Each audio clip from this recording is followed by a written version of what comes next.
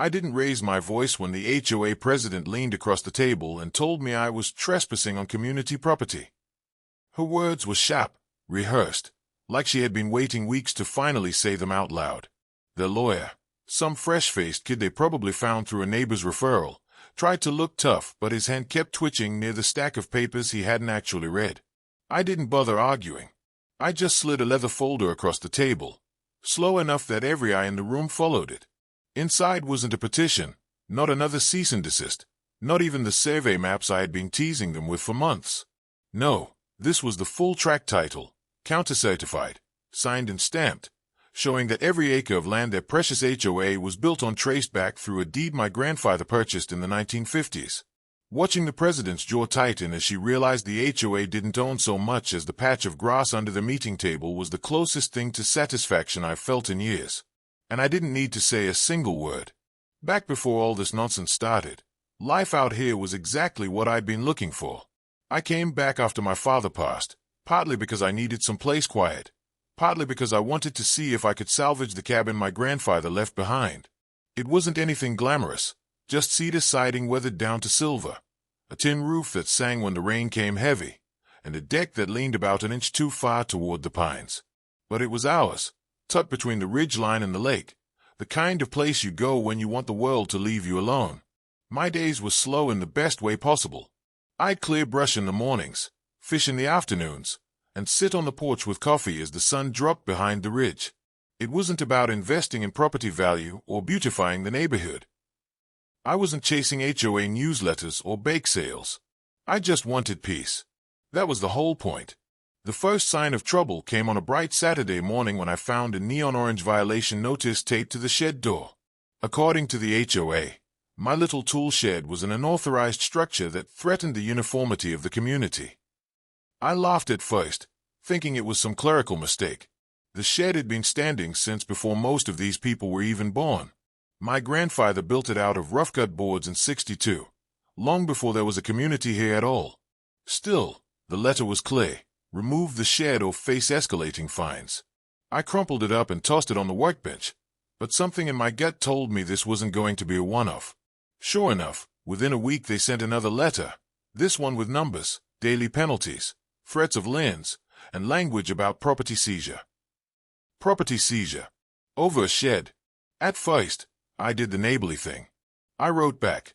I explained the shed's history, attached a few photos, even offered to repaint it so it wouldn't stick out against whatever color palette they were so obsessed with. I asked to meet, to clear things up. They didn't reply to my emails. Instead, I started finding copies of the violation letters taped to my gate, tucked under my truck's windshield wiper, slid under the cabin door like some kind of ransom note. When I finally cornered one of the board members in town and tried to talk, she smiked and said, "You'll be gone by the end of summer. We always win." That's when the switch flipped. I wasn't going to waste another breath asking for fairness from people who had already decided they wanted me out. That's when I stopped writing emails and started reading property law. So I got quiet. I started spending nights at the county records office, digging through boxes of land surveys, plats, and handwritten deeds that smelled like dust and mildew. The deeper I went, the stranger it got. Turns out, when the HOA was formed back in the '80s, someone had filed paperwork assuming a section of land had been properly subdivided. But the chain of title never actually transferred clean. The tract was still legally bound to the original deed holder, my grandfather, the same man whose cabin and shed they were threatening to bulldoze. I couldn't believe it at first, so I hired a title attorney to double-check. He looked at the maps, traced the signatures, and finally leaned back with this look like he had just uncovered buried treasure. "You don't own a lot," he said. "You own the tract. All of it." From that moment on, everything I did was deliberate.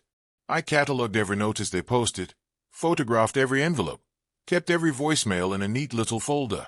I walked the boundaries with a surveyor, GPS in hand, marking exactly where the HOA's community playground and clubhouse actually stood. Spoiler, all of it was on my land. My family thought I was losing sleep over it, but the truth is, I was wide awake in a way I hadn't been in years. There was a kind of focus in knowing the ground beneath their arrogance wasn't theirs to stand on. They thought they were bleeding me with fines, but I wasn't the one bleeding. I was loading the chamber, one piece of paper at a time. By the time the next board meeting rolled around, I was ready. They called me in like they were preparing for sentencing, with their lawyer at the head of the table and the president rehearsing his speech about repeated violations and seizure of assets. I let her finish. Then I slid my folder across the table. Inside were copies of the original deed, the unbroken chain of title, and a notarized statement from the county confirming my ownership of the entire tract. Watching their lawyer's face shift from confidence to confusion to something close to panic was worth every hour I'd spent in those dusty records. The president tried to bluster through it, insisting the HOA had jurisdiction. I didn't argue. I just pointed to the county seal, the signatures, the save. That was it. Nothing left to say. The fallout was slow, then sudden. Within weeks, their fines disappeared, their threats went quiet, and neighbors who had once glared at me in the driveway started avoiding eye contact altogether. A few months later, the president resigned under personal stress. The clubhouse closed for maintenance and never reopened. Officially, the HOA still exists, but it's more like a ghost. They don't mail me anything anymore. They don't demand fees. They don't so much as trim a branch without asking. The irony is, I don't want their control. I never did. I just wanted to live quietly in my cabin, fish in peace, and rebuild what my grandfather left behind. Now when I drive through the subdivision, some of them wave. Others turn their backs. Either way, it's quiet again. And that's all I wanted from the start.